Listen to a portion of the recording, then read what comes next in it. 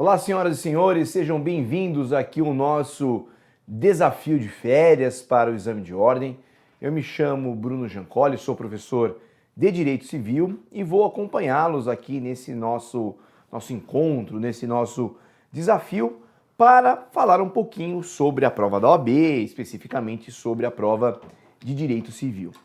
Eu sei que quando nós estamos falando de Direito Civil, as pessoas tendem a ficar verdadeiramente horrorizadas, até mesmo preocupadas, porque a prova de Direito Civil traz aí de fato um certo temor. O primeiro motivo é que é a disciplina talvez mais extensa que nós temos no curso de Direito. Existe uma piada, no bom sentido de qualquer civilista, que é a única disciplina que tutela, que regula antes do nascimento, sua vida antes do nascimento, desde a concepção, em alguns casos até antes mesmo da concepção, e vai regular a sua vida depois da morte. Então, realmente existe uma dimensão no direito civil que não há em qualquer outra disciplina. Então, isso inevitavelmente faz com que o direito civil ele tenha várias questões, vários temas com várias possibilidades de pegadinha. E o Código Civil, como vocês bem sabem, é um código enorme, um código verdadeiramente extenso. Em razão disso, nós temos aí algumas preocupações, que é como mapear de maneira eficiente essa prova. E aí vem o primeiro desafio nosso aqui, que é entender pelo menos quais são os macrotemas que envolvem uma grande incidência, que têm uma grande incidência, que merecem a atenção de todos nós e, portanto, mais especificamente a sua atenção nesse momento. Legal. Então vamos dar uma olhada, em primeiro lugar, numa tabela que nos traz aí quais são os 10 temas. E o que é importante, você vai perceber que praticamente a prova de Direito Civil, ela cobre todo direito civil. Ou seja, existem aí várias perguntinhas e as provas vão cobrando, na medida do possível, toda a dimensão do direito civil. O problema qual é, pessoal? É a que diz respeito à incidência. Ou seja, a incidência oscila e oscila muito. Então vamos entender exatamente esse aspecto para que não tenha nenhum tipo de dúvida. Vamos lá, olha só. Quando nós estamos falando dessa tabela de incidência, ou seja, o que será efetivamente cobrado, em primeiro lugar, disparado, nós temos as questões envolvendo os negócios jurídicos. Tema esse da parte geral do Código Civil, do artigo 104 ao artigo 232. Ou seja, é de fato aí uma bela parte do código, Nossa, professor, só isso aí são mais de 100 artigos. É verdade.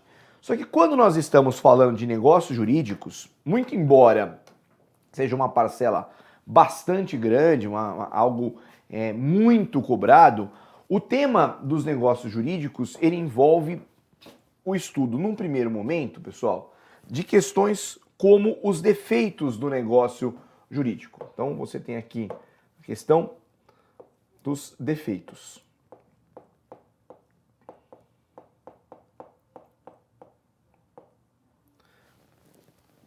Então, o caso dos defeitos ou dos vícios do negócio jurídico. E aí nós temos o erro, o dolo, a coação, o estado de perigo, a lesão. Então, uma coisa bastante comum na pergunta quando nós estamos falando de negócios jurídicos. Ao lado do estudo dos defeitos do negócio jurídico, assim, mais essencial é exatamente entender quais são os chamados requisitos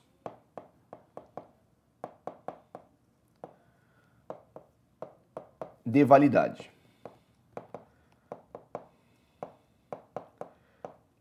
Requisitos de validade. Ok? Então, os requisitos de validade, assim, esse tema começa efetivamente a partir do artigo 104, É o ponto maior, acho que é o 104, que ele traz quais são os requisitos. Aí ele fala lá de agente capaz, ele vai falar do objeto lícito, possível, determinado ou determinável, da forma prescrita ou da forma não defesa, da forma não proibida em lei. E na sequência do artigo 104, nós temos aí um desdobramento de todos esses elementos. Então ele vai falar quais são os aspectos ligados à forma, quais são os aspectos ligados à capacidade, né? Então o código ele vai detalhando e isso é uma pergunta muito comum. A gente costuma dizer o seguinte: você terá, né, uma pergunta envolvendo o negócio jurídico. Ou a pergunta ela se dará de maneira direta, né, seja uma pergunta mais abstrata, envolvendo o negócio jurídico, ou a gente acaba partindo para uma pergunta mais contextualizada. Eles vão contar uma historinha a respeito de um contrato e a partir dessa historinha, a partir dessa colocação do contrato, pumba, aí nós temos uma consequência que merece a nossa atenção, ok? Então, tomar cuidado com esse detalhe aí para não se atrapalhar. Mas vícios e a questão da validade aparecem bastante, né? Existem outras questões envolvendo o problema dos negócios jurídicos? Sem dúvida nenhuma. Tem um problema aí da prescrição, da decadência, que aparece nesse pacote até o 232, que nesse caso acaba sendo cobrado até bem menos. A incidência é infinitamente menor. Então eu acho que do tema negócios, que é um tema de altíssima relevância, de altíssima pertinência para a sua prova, tome cuidado com essas duas coisas. Validade de um lado e o problema relacionado aos vícios de modo geral, ok? Então vamos lá.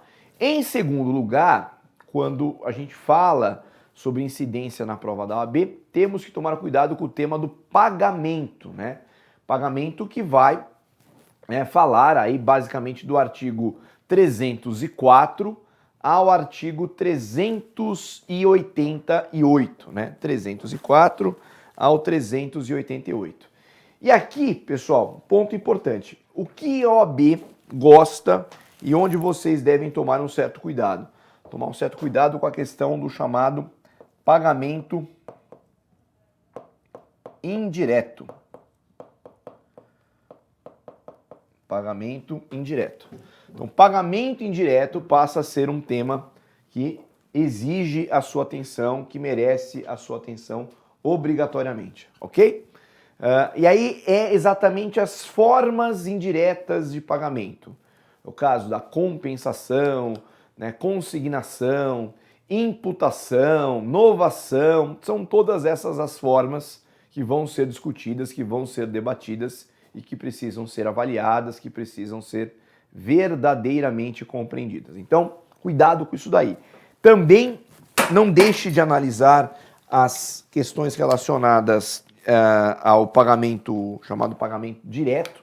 O pagamento direto, ele pode aí nos trazer uma série de questões. Quais são os requisitos do pagamento direto? Assim, discussão sobre a quitação, o sujeito que deve pagar, entre outras coisas que são ou merecem ser estudadas com maiores detalhes. Então vamos lá. Vimos a questão então do pagamento. Em terceiro lugar, aparece para a gente o tema das pessoas. Então como funciona essa questão envolvendo aí as pessoas? O primeiro livro da parte especial, da parte geral, me perdoem. E aí no tema das pessoas temos que tomar cuidado com o tema clássico envolvendo a personalidade.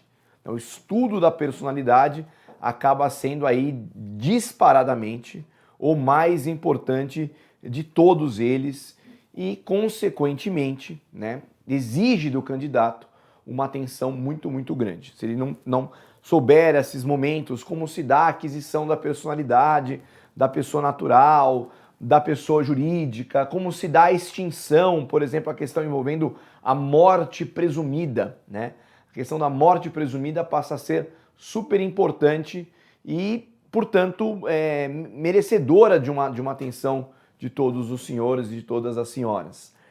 O problema ligado também à chamada ausência, que vai tratar das pessoas desaparecidas, né? Que eu não sei o paradeiro, não sei onde estão. E por fim, um outro tema que acaba aparecendo, mas bem menos, do problema do domicílio, né? Onde está o domicílio, o que é o domicílio, como funciona o domicílio nesse sentido, ok? Vamos lá. Bom, Então matamos o tema de pessoas e aí, na sequência, a gente mais um tema bastante clássico, um tema muito recorrente na prova da OAB. E aqui é interessante que quando nós estamos falando de responsabilidade civil, eu vou estudar só responsabilidade interessa. Então tomar cuidado com isso, né? A questão da responsabilidade civil, ela não é apenas e tão somente pertinente ao problema do direito civil. Pode aparecer na prova de direito do consumidor, pode aparecer na prova de direito administrativo, pode aparecer na prova de direito ambiental. Então, é um tema que merece atenção, porque quando você estuda a responsabilidade civil, quando você estuda essas regras, você acaba estudando não para uma única disciplina, você acaba estudando para várias disciplinas, e aí está o ponto mais importante em torno dela. Mas agora, tecnicamente falando, quando se discute responsabilidade civil, o que nós vamos falar na prova? A OAB costuma perguntar se há, por meio de uma história, se há ou não há a caracterização da obrigação de indenizar. Teve dano? Teve nexo causal? Quem é o responsável? Existe indenização naquela situação concreta? É uma hipótese envolvendo uma excludente de licitude ou não é? O tema da responsabilidade civil, ele acaba sendo mais espalhadão, no bom sentido, né? Ele tem, de um lado, um capítulo atual, que é a partir do artigo 927, mas a responsabilidade civil aparece no livro de obrigações e também aparece na parte geral. Então aí nós temos várias questões relacionadas à responsabilidade civil. Legal. Em quinto lugar, nós temos aí o problema da teoria geral dos contratos, do artigo 421 ao artigo 480. Muito bem, o que a OAB fala ou costuma falar sobre contratos, né? Ou pelo menos teoria geral dos contratos. Aqui nós temos que tomar muito cuidado com a discussão envolvendo os princípios e nós também temos uma questão envolvendo as garantias contratuais.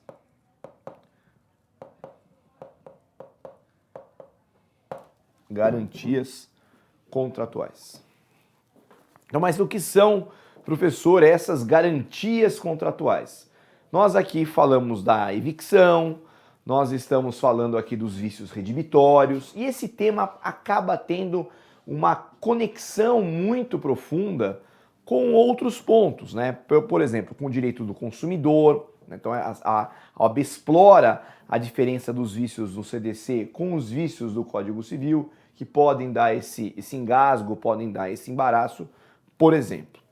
Muito bem, né? Agora, existem outras questões envolvendo o contrato? Existe o problema da formação dos contratos, ou até mesmo a discussão sobre a extinção, como a questão da onerosidade excessiva. Mas, de modo geral, são perguntas mais principiológicas, são perguntas muito mais relacionadas ao tema de garantia. Já não é, no quinto lugar, já não é uma incidência tão grande, é uma incidência mais esporádica, e aí é a grande questão, o grande pulo do gato. Vamos lá.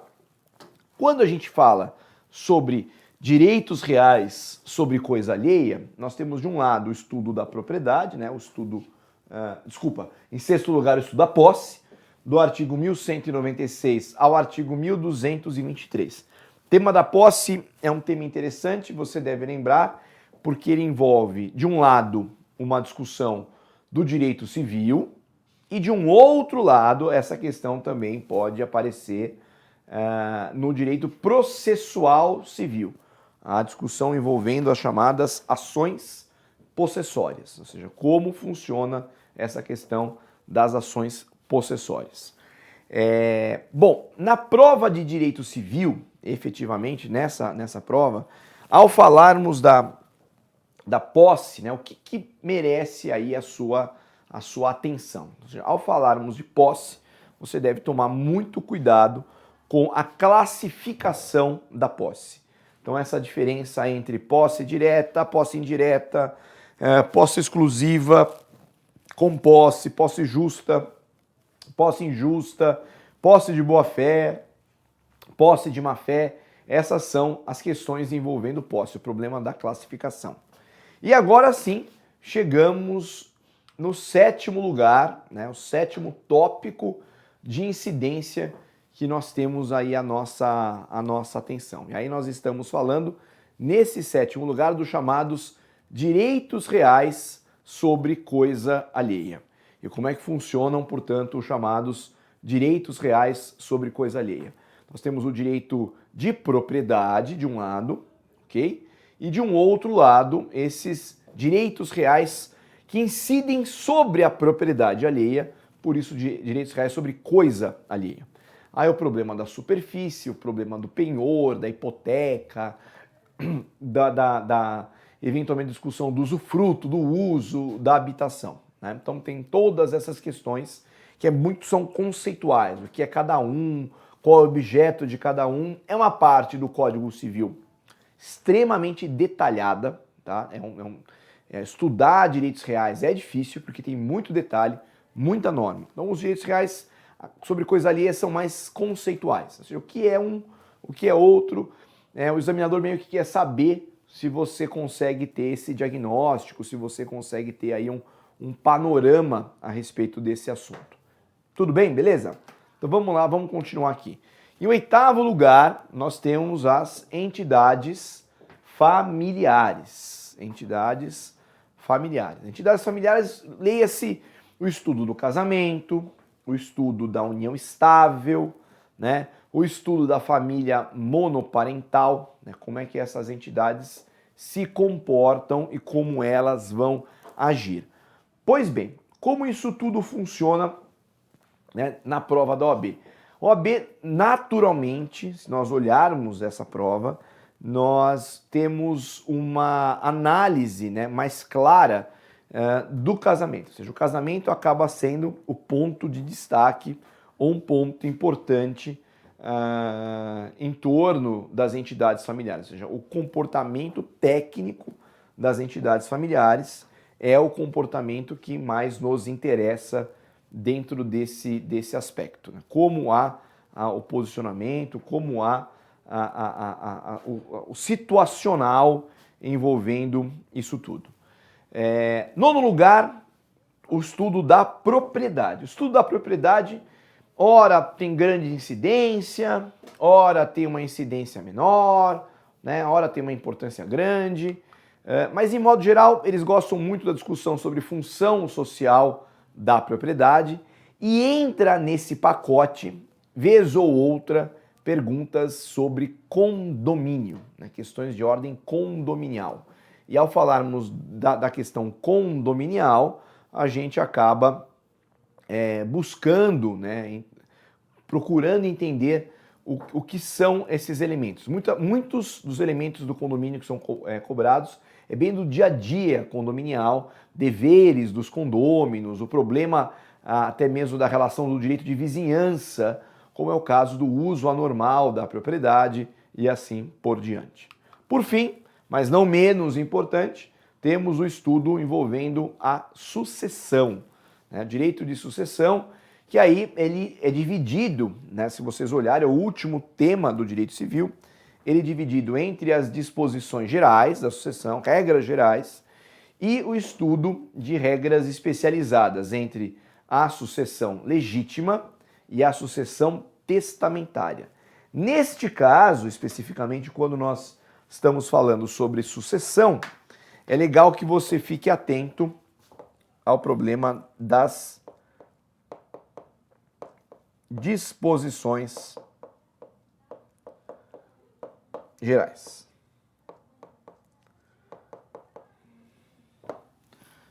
Disposições gerais.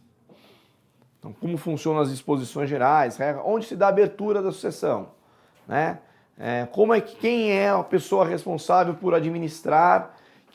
Como é que funciona? Quem são os herdeiros? Quem não são os herdeiros? Quem pode ser herdeiro? Então é muito comum esse tipo de pergunta. Raras são as questões, mas bem raras mesmo, são as questões quando nós estamos falando, por exemplo, sobre sucessão testamentária. Já não é comum esse tipo de pergunta com sucessão testamentária, tá bom? Bom, fizemos aqui uma análise dos 10 temas, mas agora nós temos ainda nesse bloco que resolver duas questões. E aí a gente acabou selecionando aqui duas questões que são, obviamente, duas questões do tema de maior incidência na prova quando nós estamos falando de direito civil. Então vamos dar uma olhada? Então vamos à primeira questão. Nós vamos aqui analisar.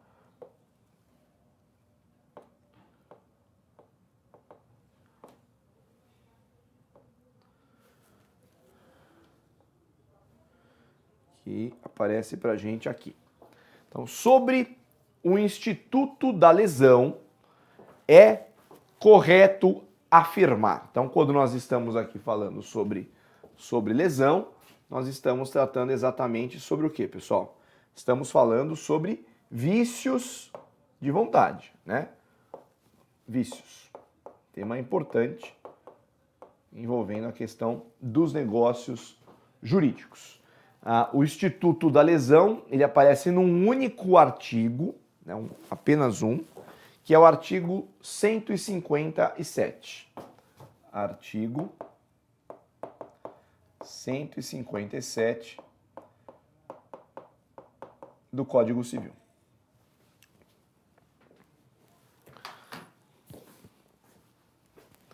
Vamos lá. A pergunta é para assinalar a alternativa correta. E aí é importante que você sempre tome cuidado com esse detalhe, porque é bastante comum que existam questões do tipo assinale a alternativa incorreta.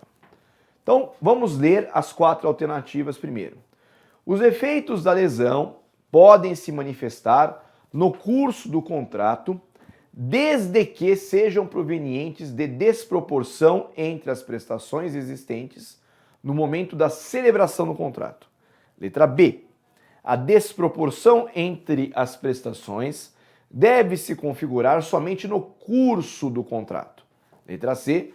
A desproporção entre as prestações surge em razão de fato superveniente à celebração do contrato. Letra D. Os efeitos da lesão decorrem de um fato imprevisto. A alternativa correta é a letra A. Por quê, pessoal?